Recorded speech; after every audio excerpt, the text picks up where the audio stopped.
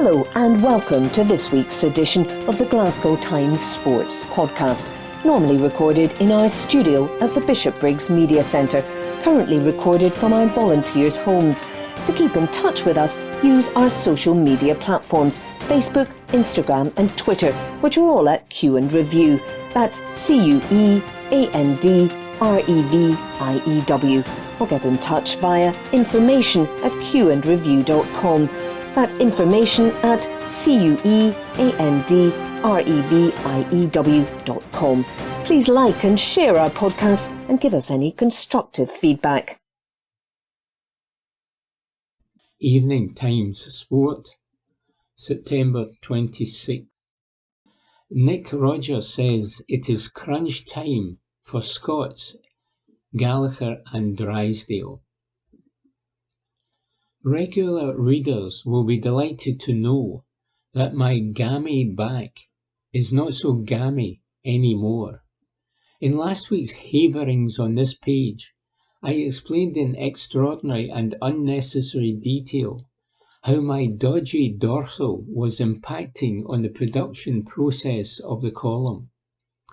It was not an agonising pain, more accumulatively infuriating, like sitting on a budget airline flight while a toddler continually kicks the back of your seat for the duration of the journey.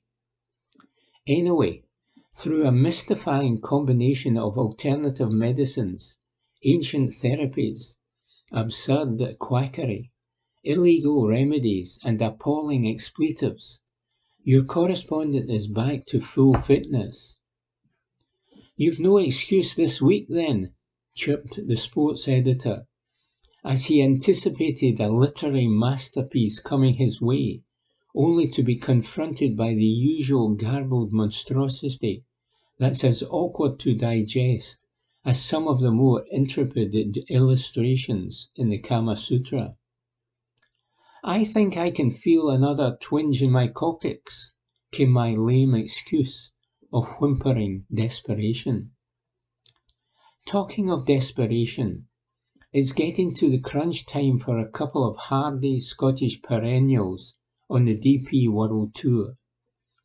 Between them, sturdy stalwarts Stephen Gallagher and David Drysdale have racked up 1,190 appearances on the old European circuit, but their full status on the main tour now hangs in the balance.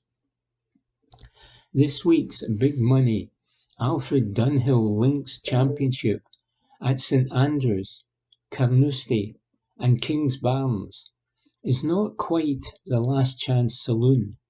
There are 4 more regular events to come on the circuit after this week's showpiece, but the clock continues to tick-tock away like that oversized timepiece on an episode of Countdown. While a new generation of 20-somethings like Robert McIntyre, Ewan Ferguson and Connor Syme are flying the saltire in the upper echelons and are all nicely tucked inside the top 50 of the DP World Tour rankings, old hands Drysdale and Gallagher, the Dunhill Links champion in 2004, are languishing at 178th and 201st, respectively, on the money list, with the leading 120 safeguarding their playing rights for next year.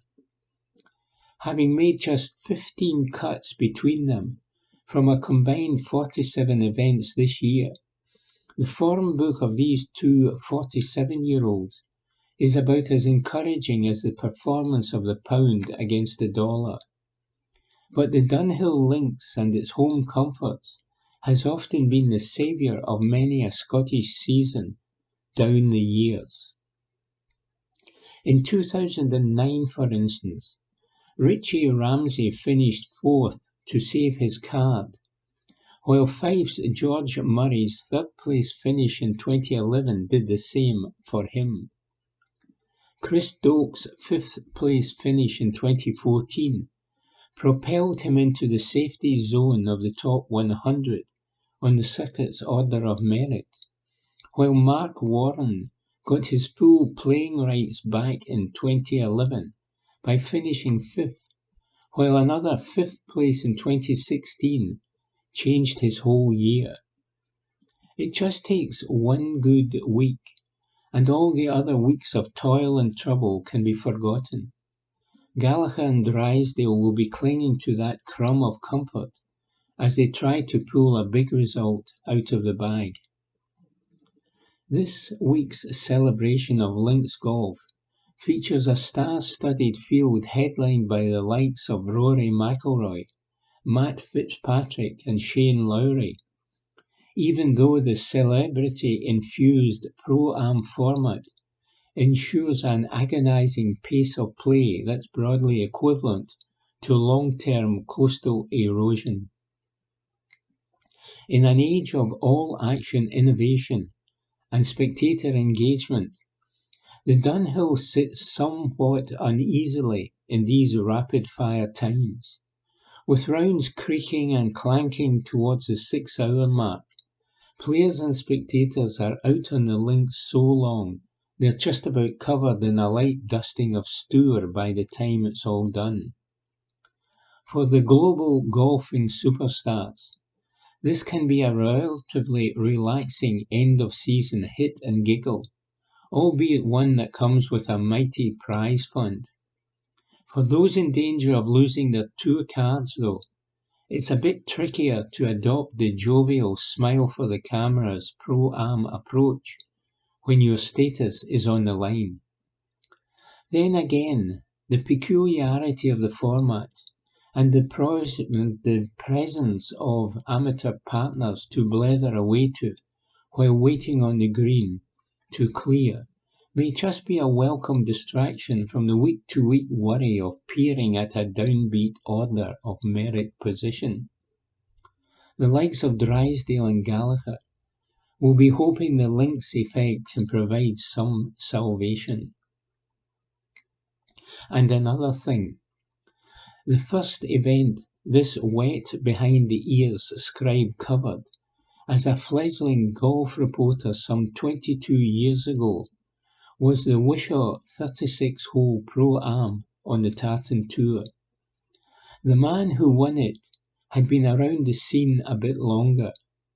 Russell Weir, who sadly passed away last week at the age of 71, was closing in on 50 when he won that particular title, but the advancing years were never a barrier to success.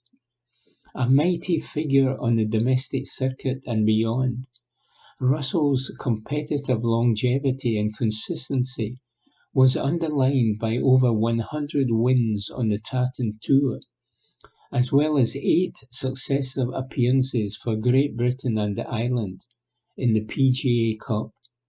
His regular sprints for the last ferry home to Dunoon after various events added to the Weir legend. The long-serving club pro at Cowell, Russell was a great standard-bearer for the values and qualities of the PGA professional. The tributes that have been made in recent days speak volumes for him as a gentleman and a golfer, and his life and times will be rightly cherished, says Nick Roger. Evening Times Sport, September 27. Rangers fined for price fixing on official merchandise. Report by Aidan Smith.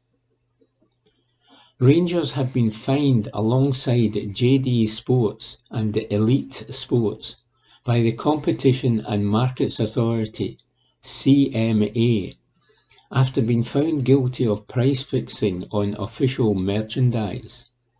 An investigation found that Elite Sports and JD Sports broke competition law by fixing the retail prices of a number of Rangers-branded replica kits and other clothing products from September 2018 until July 2019.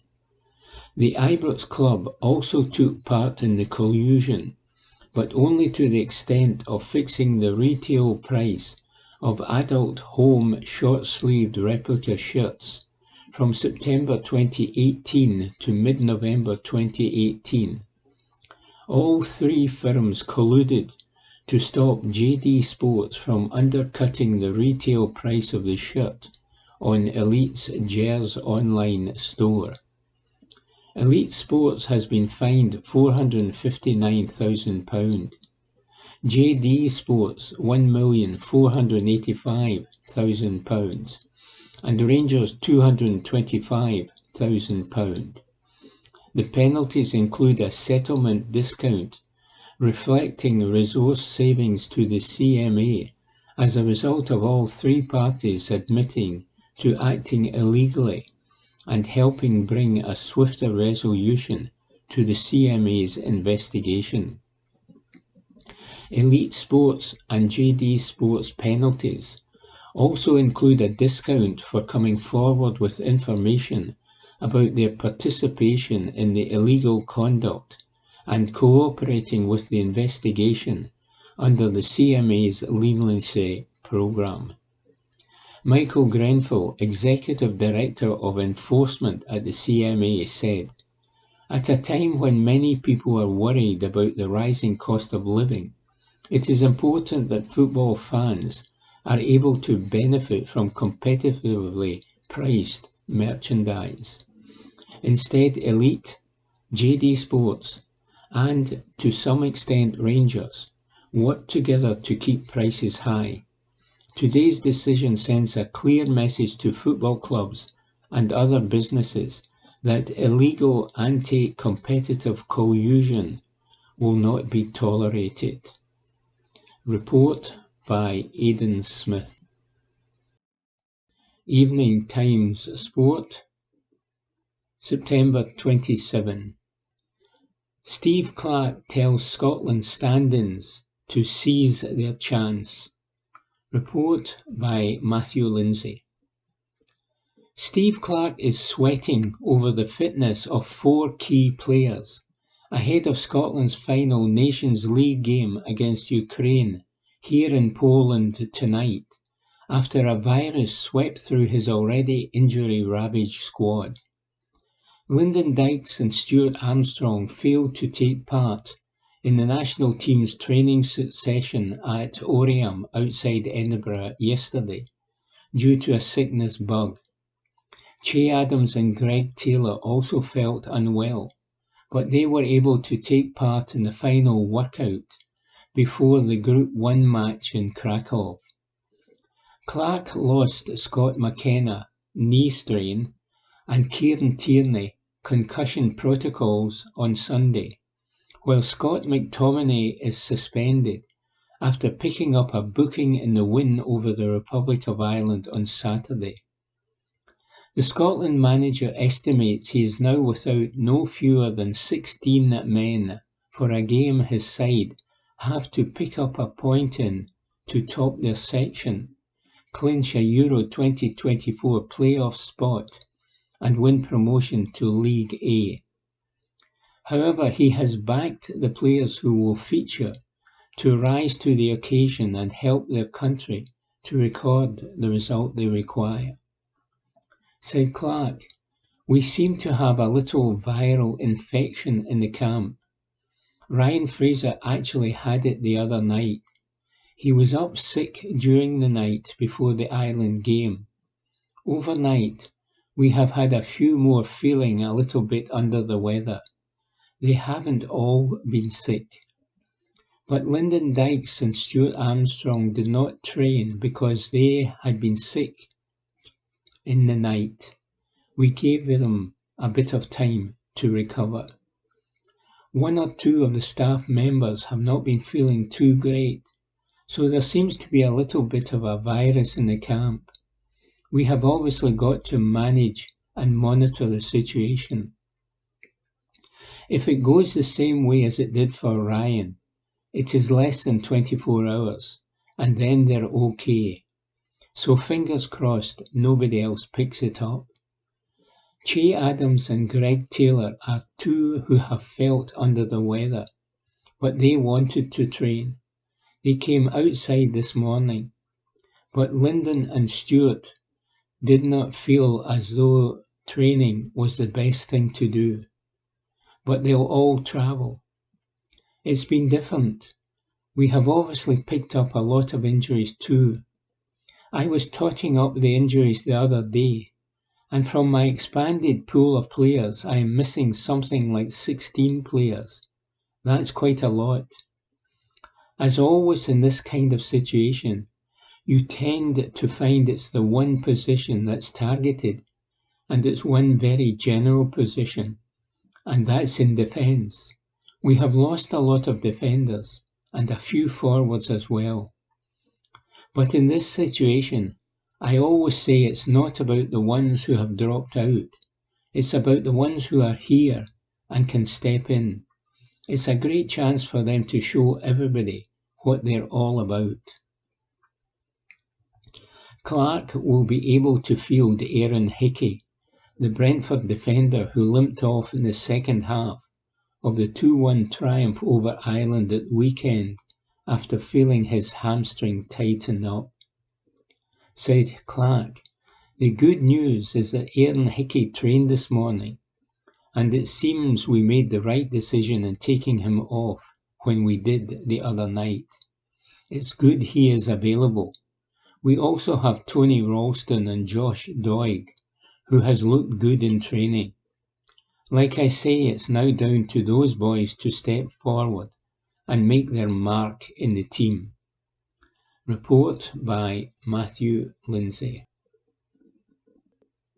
Evening Times Sport, September 27. SPFL clinch new long-term Sky broadcast deal. Report by Chris Jack.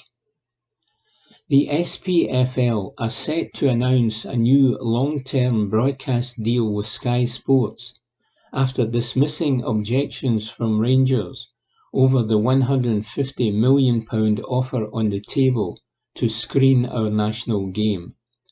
Sky will continue as the sole holder of rights for Premiership fixtures after striking an agreement that will begin from the summer of 2024 and run until the end of the 2028-29 campaign. Livingston had also expressed reservations over the proposal, but a meeting scheduled for Tuesday has now been cancelled after the league informed clubs that the deal, hailed as the largest single commercial contract in the history of Scottish League football, can now be rubber-stamped in the coming days. Chairman Murdoch McLennan confirmed the development to clubs across all 4 divisions and, in an email, said, "I am pleased to be able to advise you that the commercial resolution in respect of the proposal from Sky has now been approved by Cinch Premiership clubs, and that the qualified resolution amending the SPFL rules to accommodate the Sky proposal has also been approved. Thank you for your support of this important rule change.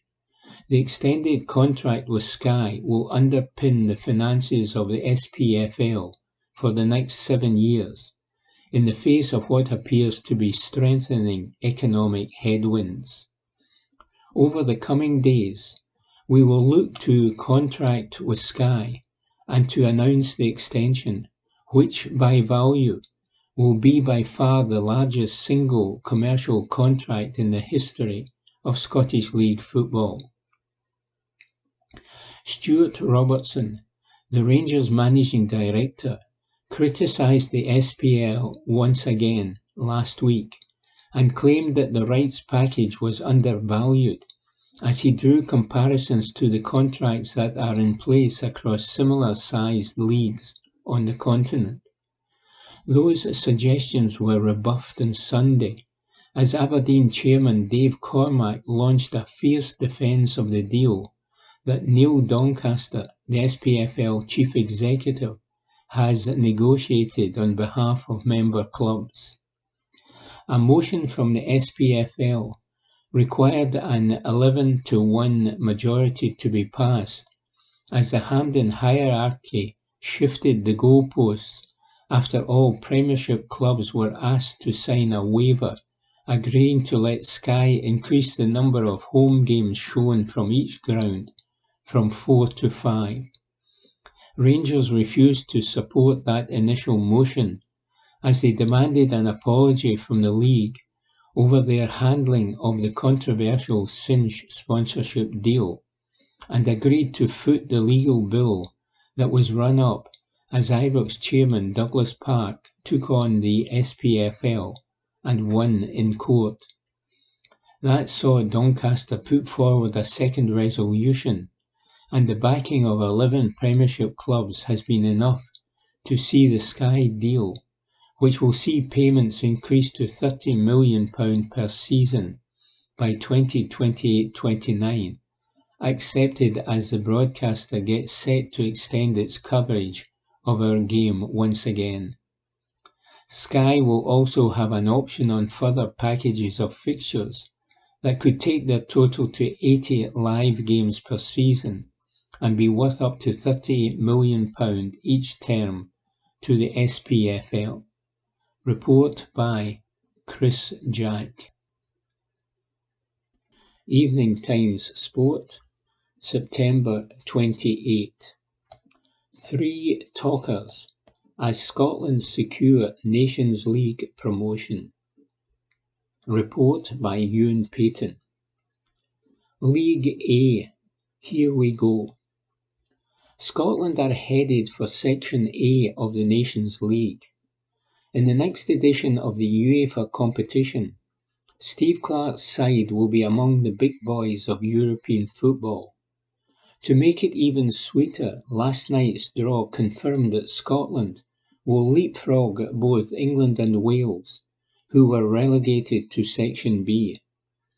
Perhaps even more importantly though, as winners of the Nations League group, a Euro 2024 playoff spot has been secured. Scotland will be in Pot 2 of the qualification draw for the next European Championships, which adds to Scotland's favour even further. It was far from pretty, but the goalless draw was a huge result for the Scots. Ryan Porteous makes international debut. The Hibs star was selected for his Scotland debut from the start in this one. The 23-year-old partnered Jack Hendry as part of a back four for Clarke's side, with Greg Taylor and Aaron Hickey filling in at fullback. The defence was almost unrecognisable from last week's game against Ukraine in Glasgow. The Hibs defender showed his qualities in several moments during the stalemate. His ability to read the game, step out of the defence, and his pace were clearly evident throughout. Porteous definitely has the attributes to be able to carve out a career in the national team setup going forward. This was a positive, solid start for the Easter Road fans' favourite. Getting off lightly from Ukraine frontline. The well-documented selection issues posed to Clarke shone through when the team news was announced an hour before kick-off. There is undoubtedly good depth within the Scotland squad. The drop-off in quality was still on show at times, however, particularly during the first half. Scotland had their moments, but Ukraine were definitely the better team. They passed up a glut of golden opportunities to score, with an open goal, one-on-one, and free header, all missed. Of course, it wasn't just poor misses from the Ukrainians. Craig Gordon pulled off some good saves too. Ukraine have some very talented players, and they could easily have made Scotland pay. Thankfully, it didn't matter in the end, as Scotland held out for what was required. Report by Ewan Payton. Evening Times Sport, September 28. Steve Clarke lauds his Scotland players after goalless draw in Poland. Report by Matthew Lindsay.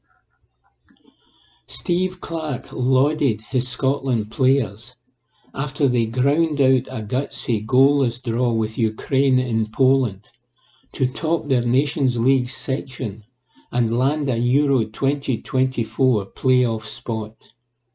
The national team just needed to take a point from their final Group B1 match to achieve their objective. However, Clarke was missing a raft of key players due to injury and suspension, and was forced to hand the uncapped Hibs centre-half Ryan Porteous his international debut. Porteous more than justified his selection and helped Scotland to keep a clean sheet against the Euro 2020 quarter-finalists. Scotland will now be in Pot 2 when the draw for the Euro 2024 qualifying stages is made in Frankfurt next month. They have also won promotion to the A-League and will join the likes of Germany, Italy, the Netherlands, Portugal and Spain in the elite groups of the competition in 2024. Clarke, whose preparations were further complicated by a sickness bug which swept through his squad last week, admitted he was proud of his side's display. He said, "It's a big night. We wanted to win the section.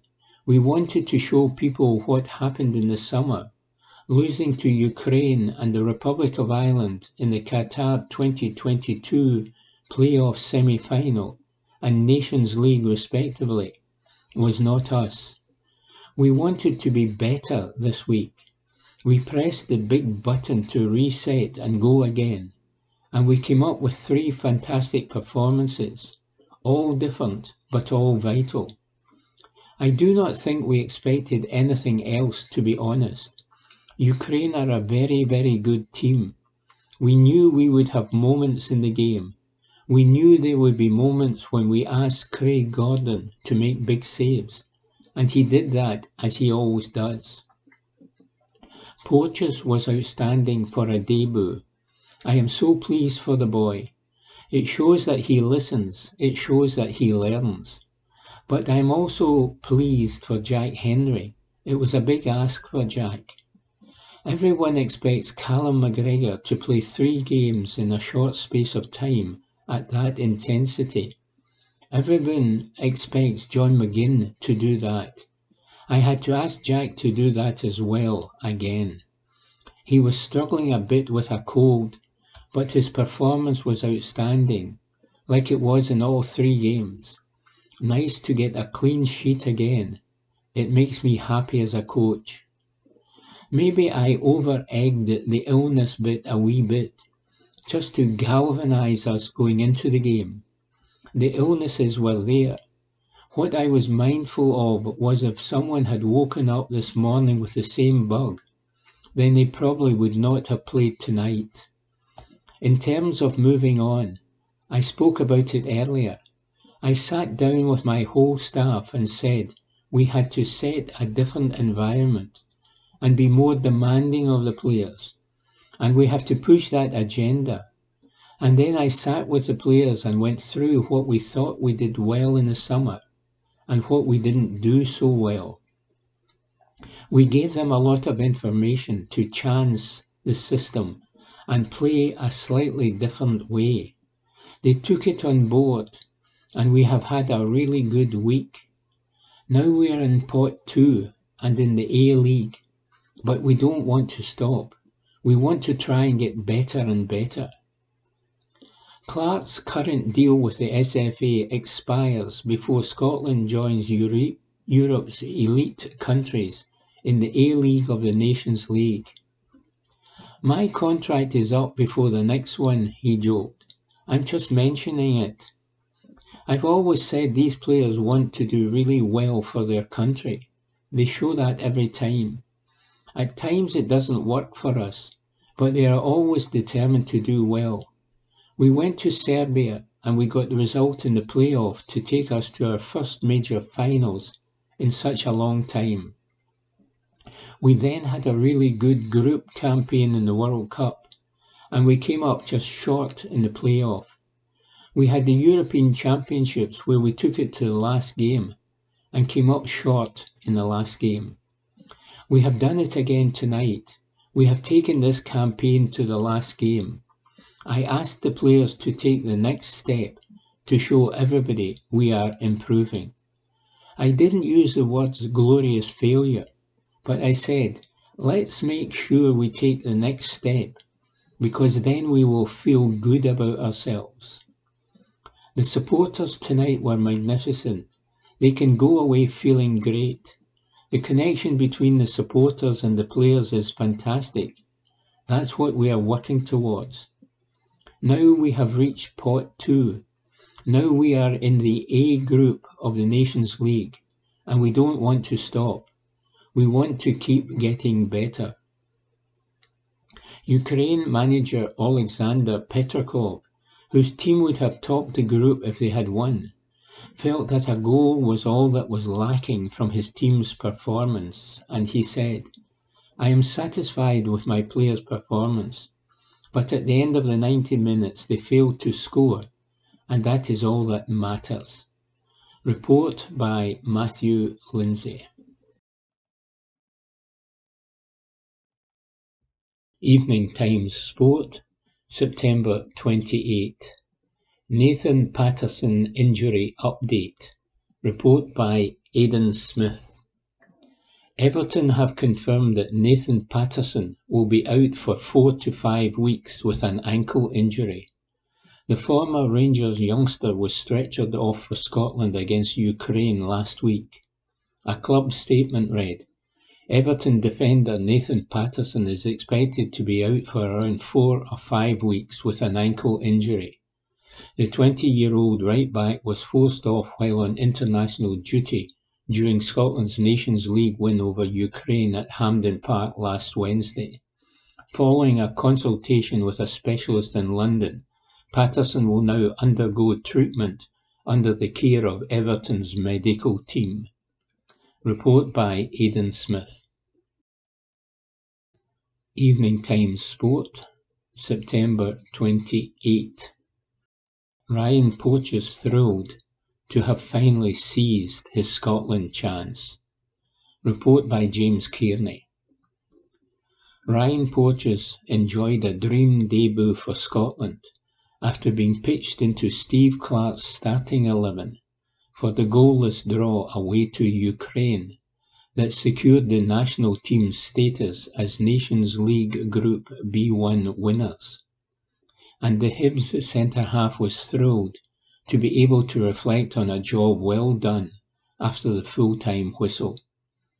The 23-year-old put in an assured and mature performance on a night where it was needed most, after a combination of injuries and suspensions kept Andy Robertson, Kieran Tierney, Nathan Patterson, Scott McKenna, Grant Hanley and Scott McTominay out of the squad, leaving Clarke short of options at the back. Poach was given the nod on a night where the Scots only required a point to seal the promotion in the Nations League and secure second seeding for the upcoming qualifiers for the 2024 European Championships, as well as a play-off berth for the tournament should they fail to qualify via the conventional route. He played an important role as Scotland battled for a hard-earned point in Krakow. It was a coming-of-age moment from a player that has threatened for quite some time. Poach looked right at home in the international arena, and now that he has finally gained a cap, having been involved in previous squads without making an appearance, he is pleased to have given a good account of himself. He told the national team's YouTube channel, "It was everything that I hoped it would be, and more. I have been lucky enough to be involved in a few squads, and to see this group grow into a fantastic team who have got massive results. I was itching to get into that starting 11, and luckily, due to injuries and suspensions, I have managed to force my way in there, and I'm glad that I've taken my chance. I was looking forward to it. The manager has always put a lot of faith in me. It is a good back four, and you have got players playing at the highest level, Champions League, Premier League, and for me to slip in there, it was easy enough to go in there and play next to good players. Obviously, I just had to concentrate on myself, but I thought it was a good game. I am just delighted to come away with a result as well. The nature of the goalless draw with Ukraine, where the home side had the Scots pinned back and subjected them to wave after wave of attack towards the end of the contest, made for uncomfortable viewing for Scotland supporters. Porteous, however, relished the stern examination of his defensive ability. He said, "Maybe holding on for the last 15 minutes was not enjoyable, but that's kind of my best attribute. Defensive things, sitting in and playing when we need to. To be fair to a man, I thought we were very good defensively. We could have probably shown a bit more going forward, but we came to Poland to do a job, and we've done it." The point gained in Krakow secured top spot in Group B1 for Scotland, who have now been promoted to the A band for the next edition of the competition. Given that Clark and his players were competing in the third tier of the Nations League during the tournament's inaugural run 2 years ago, it is no mean feat. Porteous added, "It's been brilliant. A lot of people have said it, and I'm not just following the group by saying it. How far this group has come, how far the squad has come under the gaffer. I'm just delighted to be part of it finally." Report by James Kearney. Evening Times Sport, September 28. Worst tackle ever. Report by Aidan Smith. Andy Halliday has revealed a surprising Rangers training ground clash between Jordan Rosita and Bruno Alves, following one of the worst tackles he has ever seen. The flashpoint took place after Rosita returned from a series of injuries, and Alves went in hard to welcome him back into the first-team squad. Former Liverpool midfielder Rosita then got one back on the Portuguese star, but Halliday admits it was not pleasant viewing for their teammates. He told Open Goal, "Alves smashed Jordan Rosita, one of the worst tackles I have ever seen in training. Rosita had just come back from about 85 injuries. Alves had that nasty streak in him. Not in a bad way, but in a competitive way if his team was getting battered. Rosita got up and leathered him 5 minutes later in a tackle. It was one of those tackles, you see bad ones in training all the time. But boys were like, what is that about? It was trying to injure someone." Despite the horror tackle, Halliday praised Alves for his defensive attributes. He added, "An animal. He was very good, obviously. His career has been unbelievable, but obviously he did not make the impact expected from someone of his caliber. The best I have ever seen in the air. Unbelievable. Would just attack the ball through anyone. Ridiculous." Report by Aidan Smith. Evening Times Sport, September 28. 3 huge benefits Scotland will enjoy after topping group. Report by James Kearney. Scotland's goalless draw with Ukraine and Poland secured top spot in Nations League Group B1.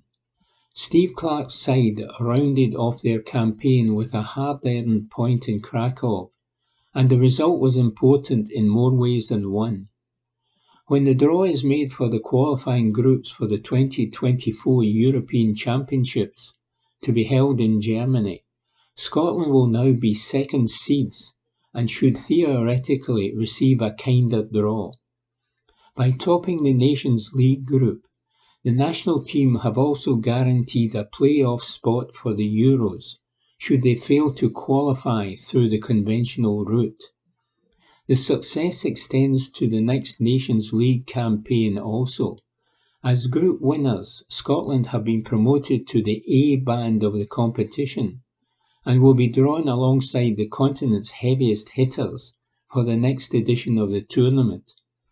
The other nations in the A band are Belgium, Bosnia and Herzegovina, Croatia, Denmark, France, Israel, Italy, Germany, Hungary, Netherlands, Poland, Portugal, Serbia, Spain and Switzerland.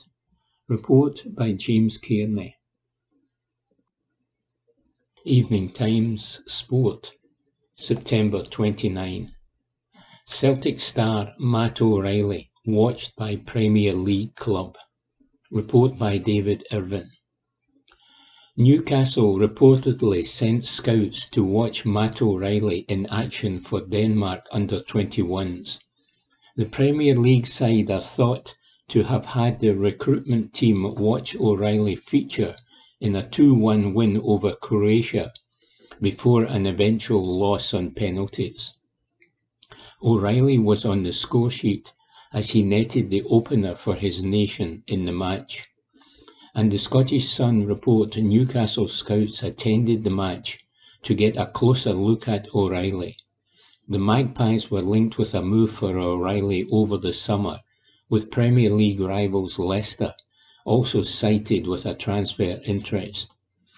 O'Reilly himself admitted he was aware of interest in taking him back down south, but he insisted Celtic is the perfect place for his development. Speaking earlier this month, O'Reilly said, "I know Leicester showed a lot of interest in me, and I think Newcastle were there too, but it wasn't a matter of any of them making a bid. If there's no bid, it's not very concrete in my head. I don't really think about it, because nobody from Celtic told me that, for example, Newcastle had made an offer. It wasn't like that, so there wasn't much to think about, and a lot is also written in the media.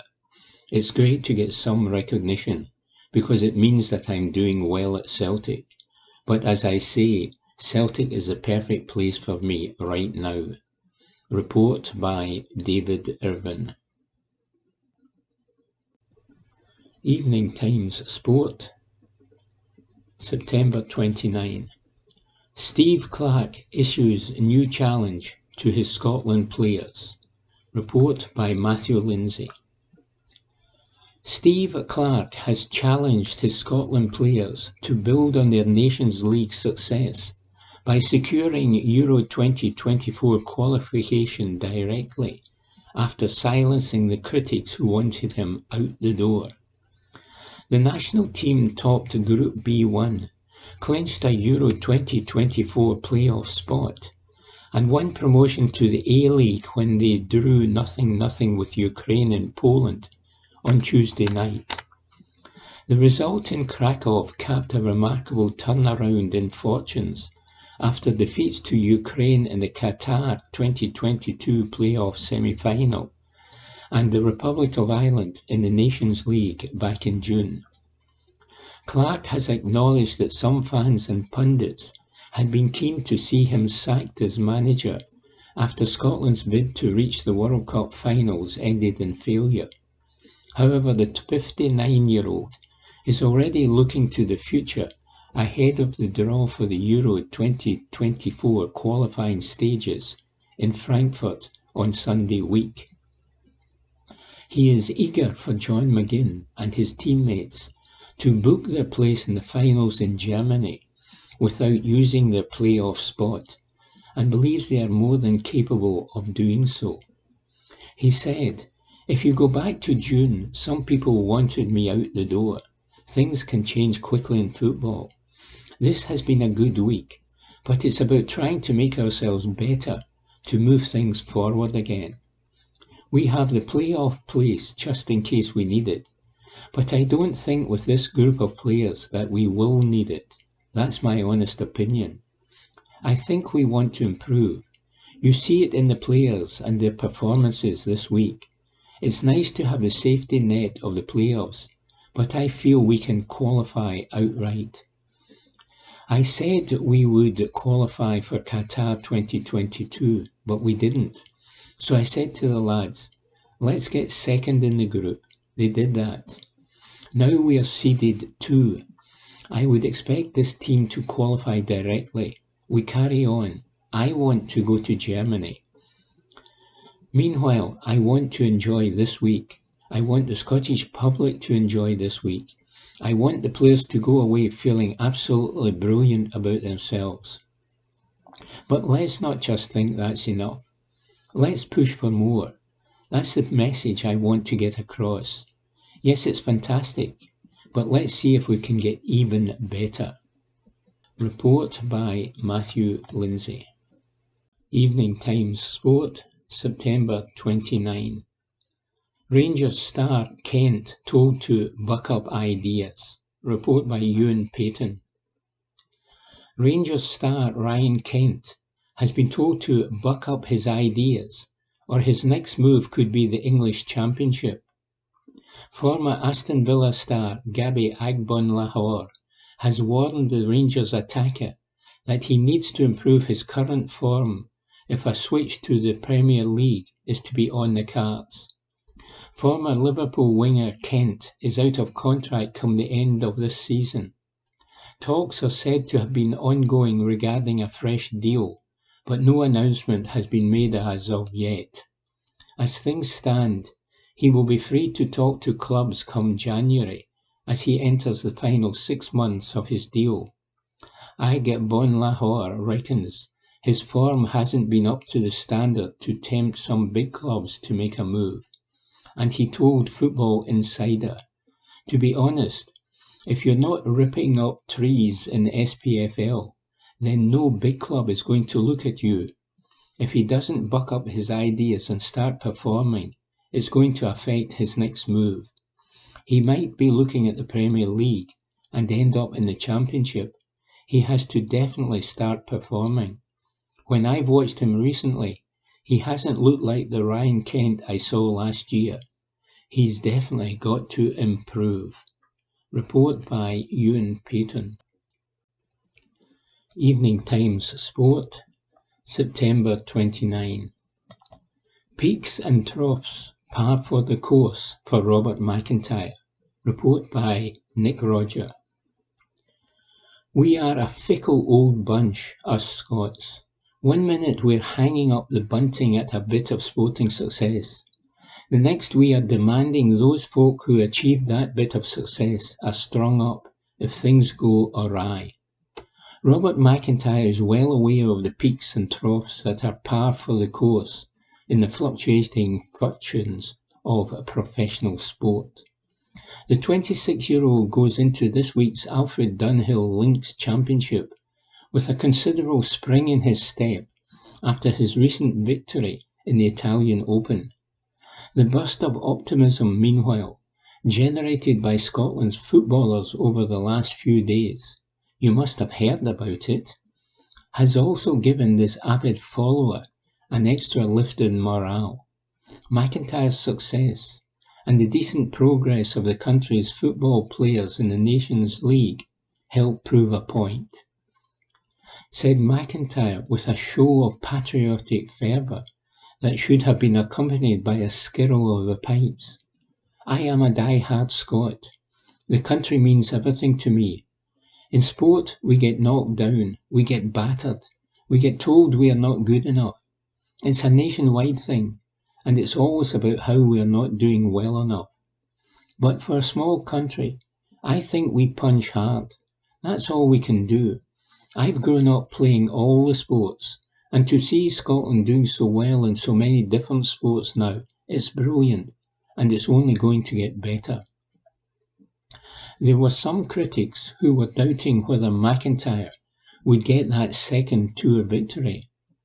The man himself had his own doubts, but his playoff win over United States Open champion Matt Fitzpatrick in Rome the other week silenced the scoffers. Back on home turf for this autumnal birrel around the Old Course, Carnoustie and Kingsbarns, McIntyre, who followed up his thrilling Italian job with a share of 8th in the French Open last weekend, is in fine fettle. This is a different event, and it's nice, relaxed feel, he said of the lucrative, celebrity-infused Pro-Am. It's my 6th event in a row, but hopefully I can go out, cruise around a little bit, and enjoy myself. Mother Nature might have something to say about that, mind you.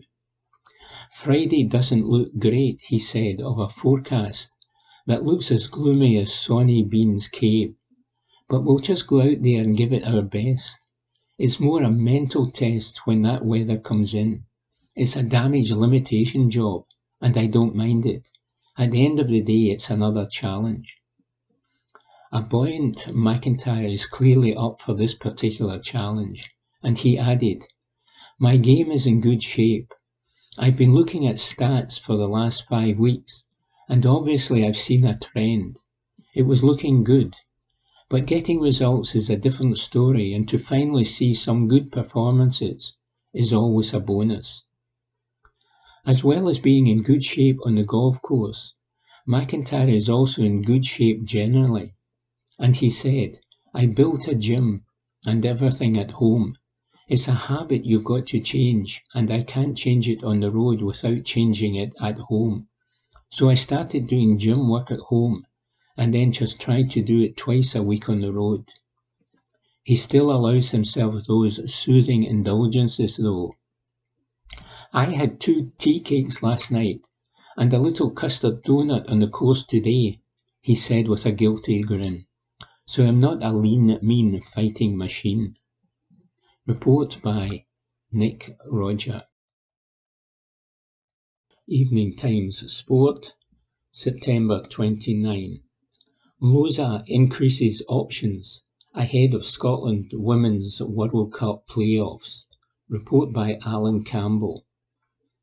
Pedro Martinez Loza has named a slightly bigger squad of 25 players for the World Cup playoff match against Austria on October 6 at Hampden, and potentially a second-round game against the Republic of Ireland at the National Stadium 5 days later.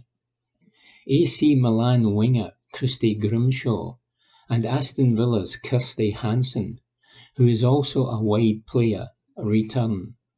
3 other players, including 92 times capped West Ham forward Lisa Evans, are also back after being included in the previous squad but dropping out with injury before the final group qualifier against the Faroe Islands earlier this month. Martinez Loza said, "The players are comfortable and feel good about what we are doing. We won't be changing much. We are lucky to be playing potentially 2 games at home, so we do not need to travel, which is a big benefit. We will stick to our regular routine and will work on the emotional aspects of these games and give the girls the confidence they need." Speaking about the return of Grimshaw, who scored 2 goals in the qualifying campaign, the Scotland head coach said, "She is playing with AC Milan and performing very well. She can play in the right or in the middle as an attacking midfielder. She is an excellent character as well as bringing big attributes to the team. She is a great addition to have back in." Austria, at 20, are 3 places ahead of Scotland in the FIFA rankings, while the Republic of Ireland, managed by former Scotland head coach Vera Pauw, are 3 places below. The Austrians lost 1-0 to tournament winners England in the opening match of Euro 22, but beat Northern Ireland and Norway in the group before losing 2-0 to eventual finalist Germany in the quarter-finals. Even if Scotland win both the Hampden Games, they will not be guaranteed a place in the World Cup. Only the two best second-round winners will qualify automatically for Australia and New Zealand, with the third having to take their chances in the 10-team Inter-Confederation playoffs in New Zealand in February. Results in the group stage are also taken into account when deciding which of the second-round winners qualify automatically, and Scotland are currently ranked only 6th of the 9 nations involved in the playoffs. The other nations in the Confederation playoffs are Chinese Taipei, Thailand, Cameroon, Senegal, Haiti, Panama, Chile, Paraguay, and Papua New Guinea. Report by Alan Campbell. Evening Times Sport, September 29. Old course still serves up good memories for Rory McIlroy. Report by Nick Rodger.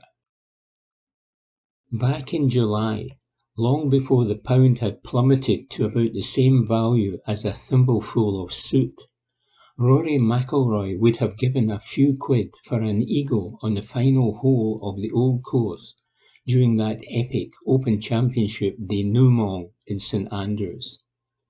Amid a fluctuating, fraught and flabbergasting finale to the 150th staging of golf's most cherished major, the Northern Irishman needed a 2 on the last to force a play-off with the inspired Cameron Smith. It did not happen, of course, and not for the first time in a Grand Slam event, McIlroy was left to reflect on what might have been. Yesterday, on a relaxed return to the all-grey tune for this week's Alfred Dunhill Links Championship, the Northern Irishman did make an eagle on the 18th during a practice round. You could just about hear those mischievous golfing gods cackling themselves hoarse. The Open was undoubtedly a Syrian to stomach, but it was all part of a sporting life's rich tapestry in this very special place for McIlroy. St Andrews, after all, was the venue where he earned his European Tour card for the first time, back in the 2007 Dunhill Links Championship. He's done pretty well since then, hasn't he? There are lots of great memories here for me, Dad, and for my family, said McIlroy, who will once again partner his dad Jerry in this week's Pro-Am affair. I feel like it's where my professional career really began and really took off. I got my European Tour card 15 years ago at this golf course, and it's been a pretty great journey since. I'll always have a deep appreciation for St Andrews and what it means to our game. I think that's more important than me trying to win an Open Championship here. This course and what it means will stand the test of time. I'm in the game for a finite time, and one day I'll move on and leave the game to the younger generation. When I look back over the 15 years since I won my card here, it's been an amazing life, an amazing career. But you still have to remember where you came from. I have to pinch myself sometimes, and I have to give myself that little perspective. Even just being in that position at the Open, to have a chance to win on 18 at St Andrews, it's just stuff that you dream about as a kid. I get to live out my childhood dreams, and not everybody can say that. It's been a lively old year for McIlroy. On the course, the world number 2 has illuminated a fine campaign with victories in the Canadian Open and the Tour Championship.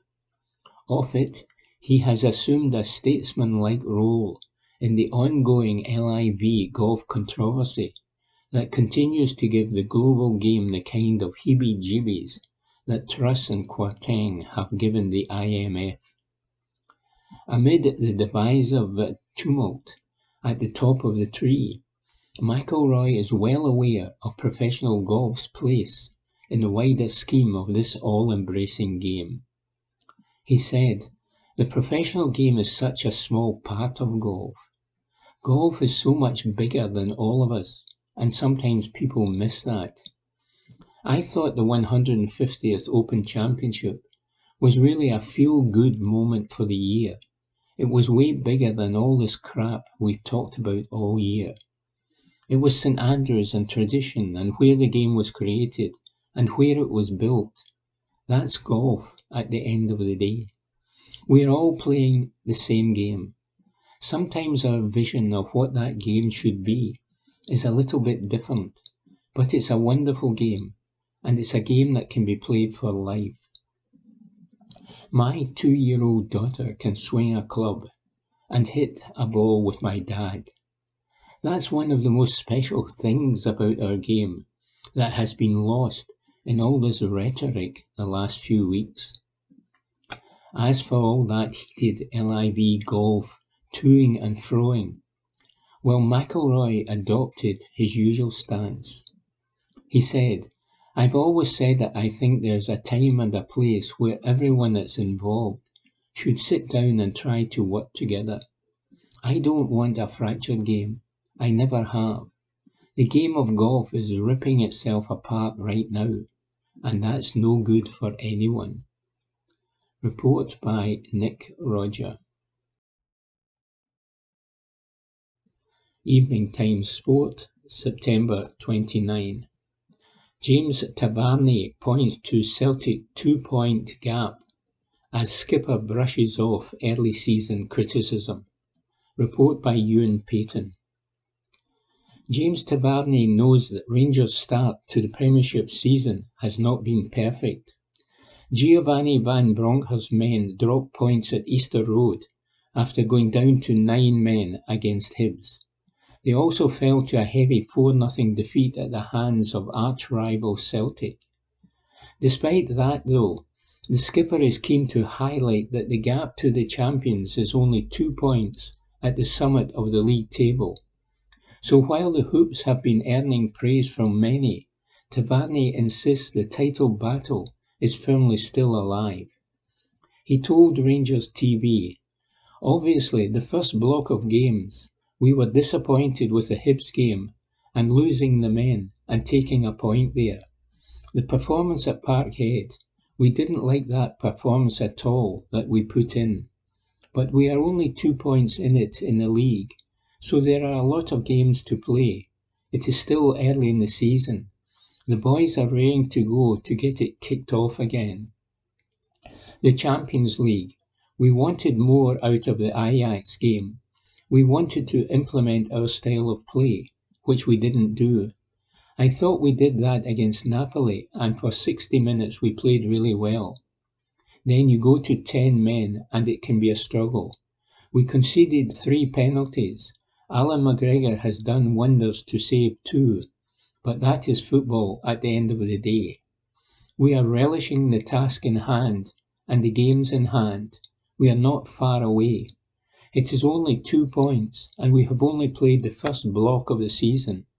There are plenty of games to play, so it is down to us to keep our standards and the levels of consistency going through the games to create a real good momentum heading into the games." Report by Ewan Payton. Evening Times Sport, September 30. Concellier says Celtic countryman made him ditch Rangers. Report by David Barnes.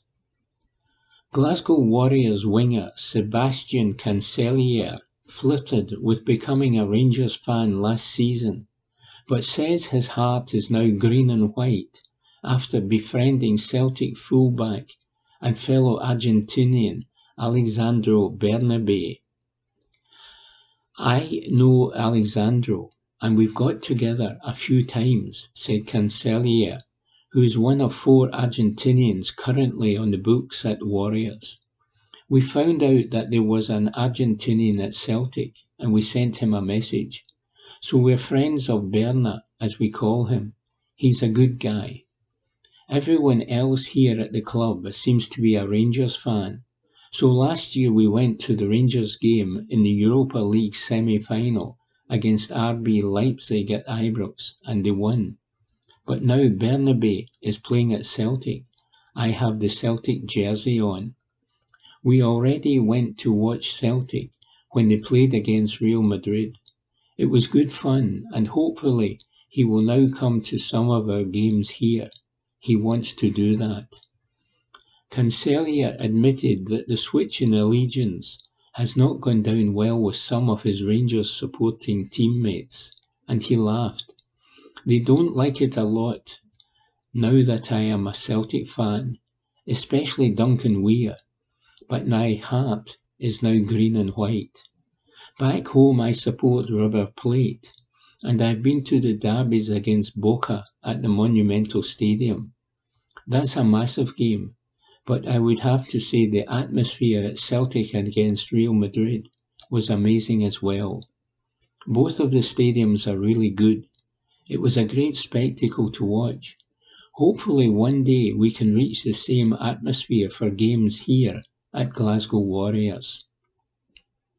Bernabé, who signed for Celtic from Lanús in a £3.75 million deal in June, has managed only 2 appearances for his new club so far, and the 22-year-old found himself in hot water last month when he was charged by police following an alleged road traffic incident in Glasgow city centre.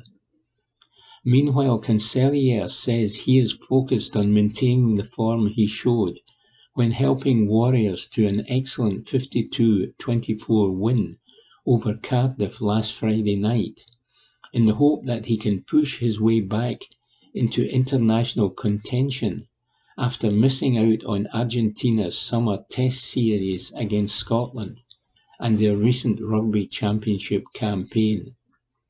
The Pumas are going to play 3 games in Europe this autumn, including a clash against Scotland at Murrayfield on November 19, as the build-up to the 2023 World Cup in France begins in earnest.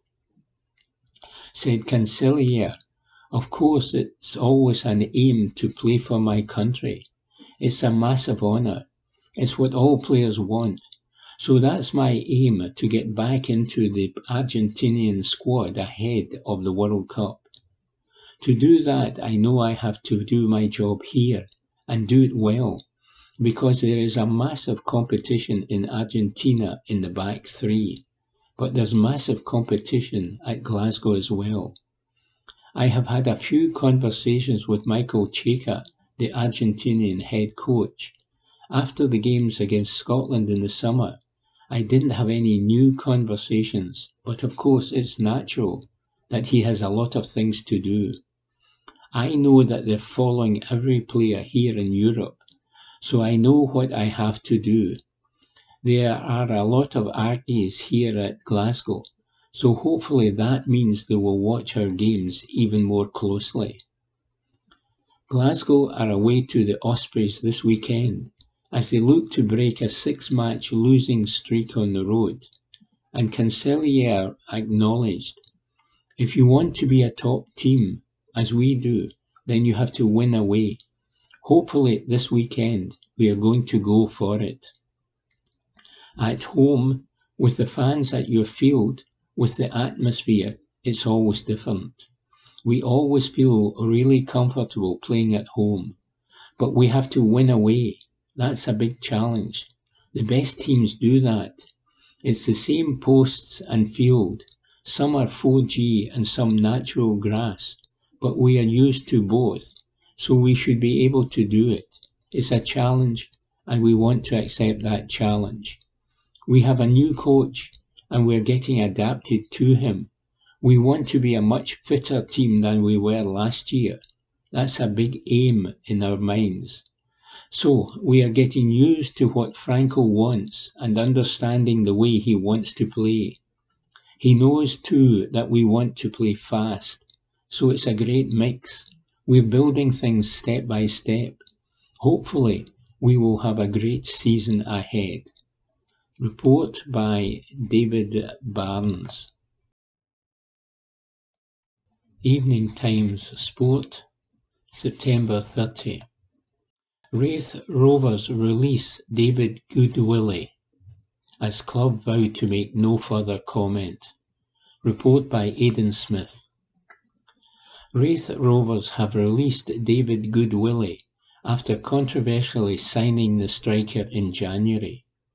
The 32-year-old, who was found by a judge in a civil case in 2017 to have raped a woman, had joined Raith from Clyde at the end of the window. As a result of the move, several prominent supporters, directors and sponsors, including high-profile author Val McDermid, withdrew their backing of Raith, while 2 of the 6 club directors quit. Raith subsequently apologised, confirming Goodwillie would not be playing for them, and they reviewed the forward's contractual position, having signed a 2.5-year deal, as well as the composition of their board. The club have now confirmed that Goodwillie has left the club. A statement read, "The club can confirm that David Goodwillie has been released from his contract with immediate effect. The club will make no further comment." Report by Aidan Smith. Evening Times Sport, September 30. Tom Rogic in line for West Brom debut. Report by Aidan Smith. Steve Bruce has revealed that Tom Rogic is in line to make his West Brom debut this weekend, after stepping up his fitness work over the international break. The Celtic hero linked up with the Baggies this summer after departing Parkhead at the end of the season. Rogic will be aiming to gain some crucial minutes ahead of the World Cup this November, with Australia primed for the tournament later this year. The Aussie midfielder is yet to make his championship debut for his new club, but Bruce has revealed that he could feature against Swansea. The West Brom manager said, "He will be involved. These last couple of weeks have allowed us to get plenty of intense work into him in a bid to get him as close to where we need him to be in a physical sense. He's crammed a lot of work in over the last 10 days. Having watched him over the international break in training, he's a very, very good footballer. I'm sure he's going to be a big addition for us." Report by Aidan Smith. Evening Times Sport, September 30. Scotland versus Turkey friendly in doubt after knives thrown. Report by Mark Walker. Scotland's next match in Turkey is in serious doubt at the proposed venue of Diyarbakir, after a match there was halted when fans threw knives at the players and chanted terrorist slogans.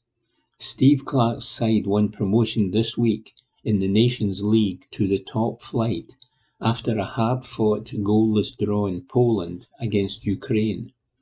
Their last game of 2022 was scheduled to be in November at the Kurdish stronghold city of Diyarbakir, which was set to hold its first ever international match after tensions in the city between Kurdish separatist groups and government forces eased recently.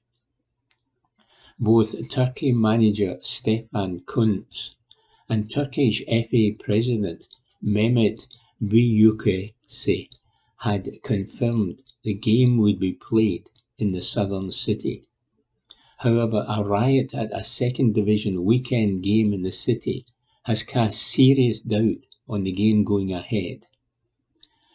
Ahmedspor's 2-0 win over Bursaspor was overshadowed by riots in the stadium by the home supporters, with missiles thrown at Bursaspor players, including a knife and several glass bottles.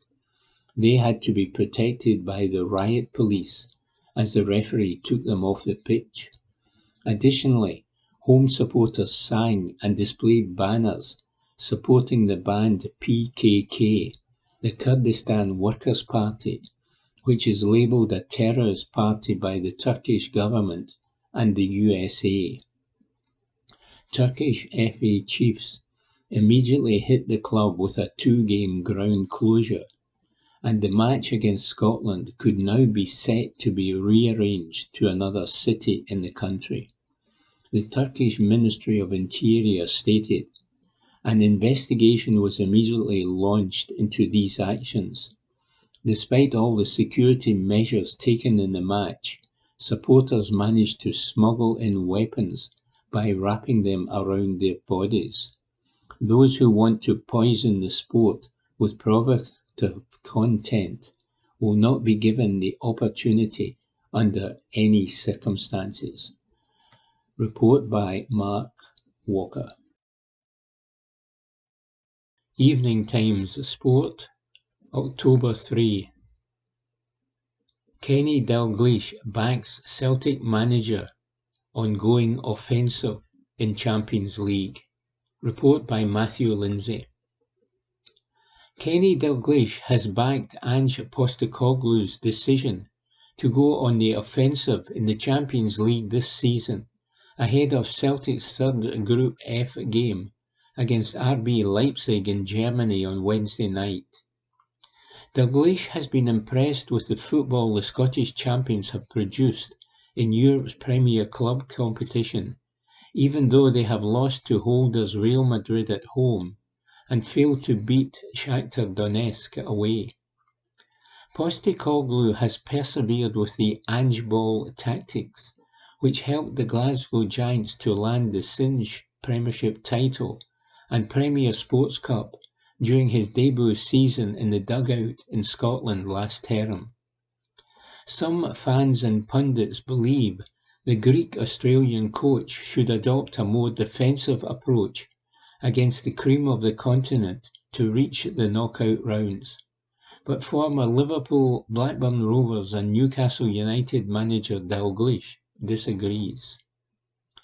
Celtic went in against the holders in their first game, and I feel they adapted themselves very well in the first half, he said at the Scottish FA Grassroots Awards presented by McDonald's at Hampden.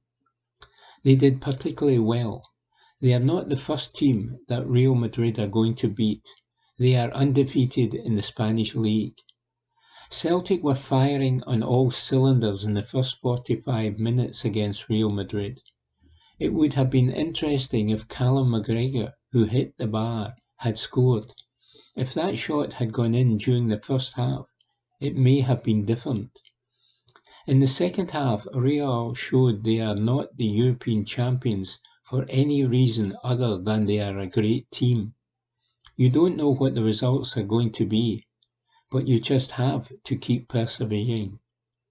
If you are the manager, you can only play the way you know best, and that's what he wants to do. It has been so successful for him. That's what got him here in the first place. So why change it? Go with what you are happy with, and what your players are happy with. Unless you can get the players to turn around and change the style of play, you are not going to be able to do that. They are set in their ways. They are in control for most games. Report by Matthew Lindsay. Evening Times Sport, October 2. Dalglish backs Rangers over hundreds of millions outcry. Report by Matthew Lindsay. As a three-time winner of Europe's Premier Club competition during his acclaimed playing days, Kenny Dalglish has a fair idea of the levels of excellence which have to be attained on the park to lift the Champions League.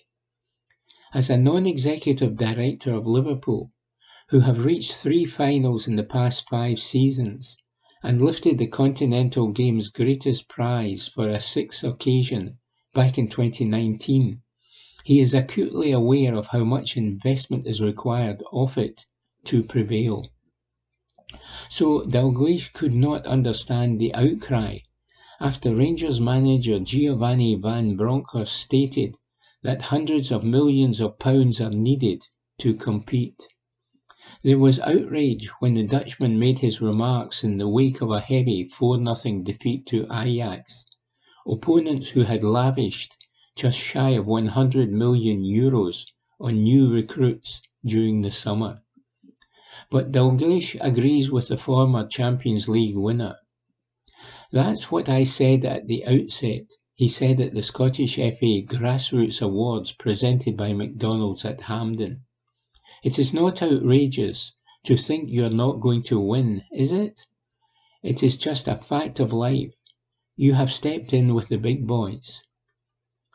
Yet the Glaswegian, a boyhood Rangers fan who signed for Celtic as a kid and went on to be an all-time Parkhead great, will not rule out the Ibrox club producing an upset and getting a result against Liverpool at Anfield tomorrow evening. Jurgen Klopp's side are, despite the indifferent form they have produced at times in the 2022-23 campaign, widely expected to overcome Van Bronckhorst's team easily on Merseyside and take a step towards the knockout rounds. Having been on the receiving end of a 4-1 drubbing by Partick Thistle in the League Cup final at Hampden in 1971, Dalglish knows far better than to take any result for granted. Said Dalglish, "It is definitely a step up to what Rangers have been used to. It is the top competition, isn't it? It is probably the top competition in football. For them to go in against the top teams is tough. But they are better off being there and competing than getting knocked out in the playoffs. It is the first year in a while that they have been in. That is progress in itself. If they can get themselves a couple of positive results, then obviously that will not do them any harm. I think they knew what to expect. How you deal with it is a different thing. It is a big ask, but that is not to say they cannot compete. That is not to say they won't get a result. In a one-off game, you can always get an upset. There is nothing that is a formality." Dalglish watched Rangers play Napoli in their second Group A match in Govan last month and felt, despite the 3-0 reverse they were on the receiving end, they acquitted themselves well against Serie A rivals who had beaten Liverpool 4-1 in Italy the previous week. He believes James Tavernier and his teammates can, despite being bottom of their section without any points after 2 games, despite conceding 7 goals, and despite not scoring once, give a decent account of themselves on Merseyside and surprise a few people if they reproduce that display. He said, "Rangers got a rude awakening in their first game against a good Ajax side, but Ajax played very well at Anfield. In the game against Napoli at Ibrox, they got 2 penalty decisions given against them and were on the wrong end of some 50-50 decisions. It would have been interesting to see what would have happened in the game against Napoli if the decisions had not gone against them. It is hypothetical, but they might have come away with something. Nobody likes to lose, but you still have got to assess who you are playing against and what level you are at. Rangers haven't done that badly, although obviously they would have liked to have done a lot better. It is a hard shout for Rangers to go in against Liverpool, but it is a hard shout for Liverpool as well to go in against Rangers. They have lost 2 games, but they have still not done too badly. Liverpool is a difficult game for them. It will be good to see it. You just have to do as well as you can, come away from there, and make sure that even if you have lost, you have done the best you can. You get to play against the top teams in the Champions League, and Liverpool are a top team. Their games against them are back-to-back, so their destination could be sorted out in the next couple of weeks.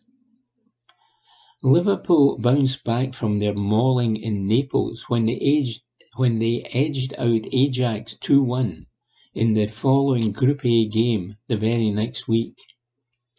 Will their lack of competitive action work against them when they play Rangers? Or will the time off have allowed injured players to return and make them stronger? Andy Robertson, the Scotland captain who missed the Nations League triple header, is on the verge of making a comeback. His compatriot is unsure how the irregular build-up will affect his old side. Said Dalglish, Liverpool have had time to get some players back fit with the break, but the momentum has been stalled, hasn't it? Brighton is the only game they have had, and European level is unbelievable. In the past Battle of Britain games between Scottish and English clubs, they have been fiercely contested. However, Dalglish does not expect the meeting between Liverpool and Rangers to be any different from other Champions League encounters. He said, I don't think it is a leveller, not if you have a foreign referee. Look what happened with Rangers in the last game with a foreign referee. He refereed it the way he would in his own country, Spain. It is not like the old days, where it was a lot more physical. Yes, it is competitive, but it is not as physical as it used to be, so you won't get away with it. Certainly the Liverpool players are not going to be any worse, are they? Rangers are depending on themselves being a lot better.